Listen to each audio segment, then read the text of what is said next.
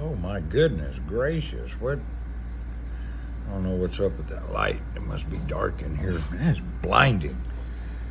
I'm going to do a little proportioning valve video.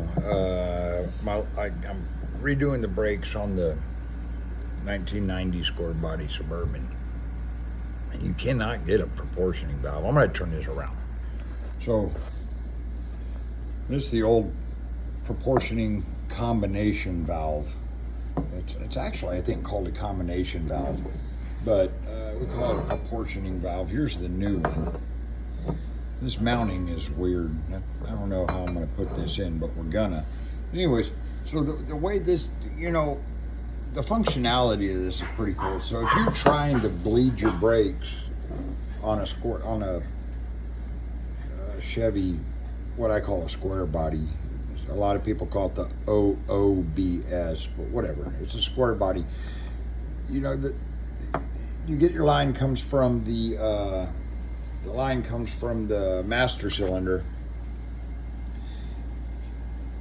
rear brake reservoir, and it comes to here. Front brake reservoir comes to here. And so this serves a couple of purposes. Let's look at this new one. It serves a couple of purposes here. So one thing it does is there's a little shuttle valve inside here.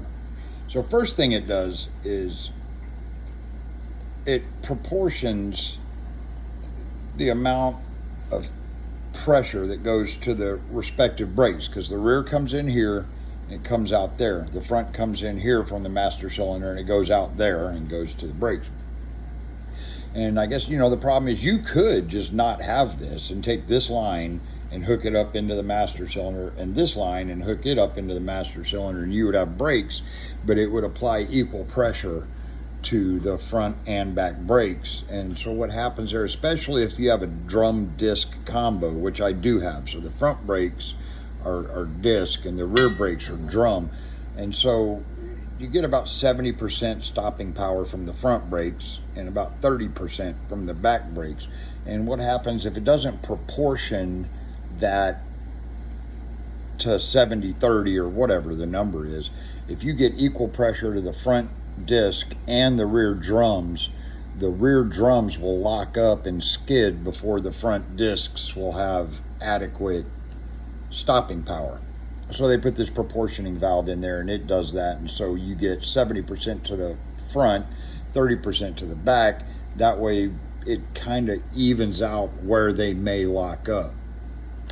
The other thing that this does is there's a little shuttle valve in here that's shaped like a U. So it'll close this end or close this end. So this is where the brake fluid comes out and goes to the brakes. There's a little valve, and there's a spring and valve in here. There's a spring and valve in here, and there's this little shuttle valve. It comes like this, and it has a U, and then it goes like that. And so this right here, if you look at this, that is a connector, and there's a plug that goes on this. And what that does is it turns on your red brake light. So this, if in the case of an emergency situation where, say, if you blow out a wheel cylinder in the back, or if you blow out something happens to your caliper in the front, what this does, it kind of works like a limited slip rear end. Whereas, if one wheel starts to spin within 100 RPMs more than the other wheel, it'll lock the wheel and they'll both go.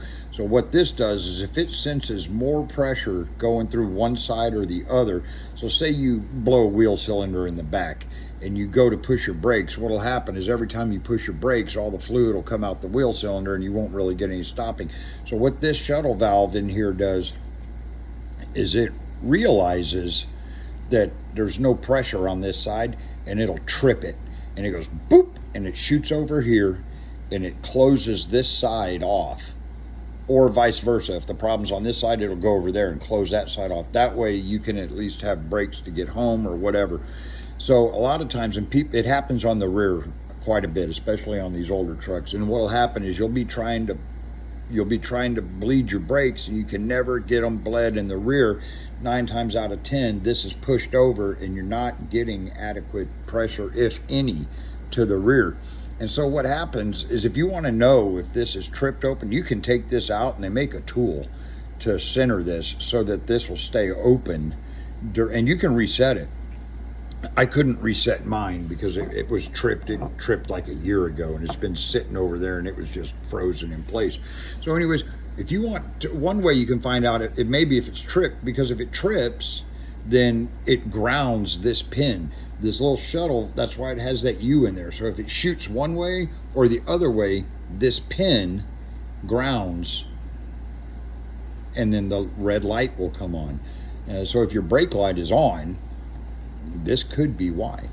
If you're not getting, another way you can do it is you can get a test light or a multimeter and do power to the battery, and then put your ground right there on that pin. And if you get voltage, then it's tripped, and you'll never ever get your brakes bled properly. And you can reset it. So as a matter of fact, when we're going to go bleed the brakes here in a minute, we're going to take this out, and I'm going to stick a pin in there so that this will stay open as we bleed, because you can trip it as you're bleeding, especially if the pressure differential is inadequate, which it is, because I have no fluid in my master cylinder reservoir, and these are not hooked up. So we're gonna stick a pin in there. They sell a little part like this that you can use. Anyways, we're going to go put this on. I spent more time talking about that than I wanted to. I may just post this video like this. And that's basically how the proportioning combination valve works on a square body Chevy. Yeah, later.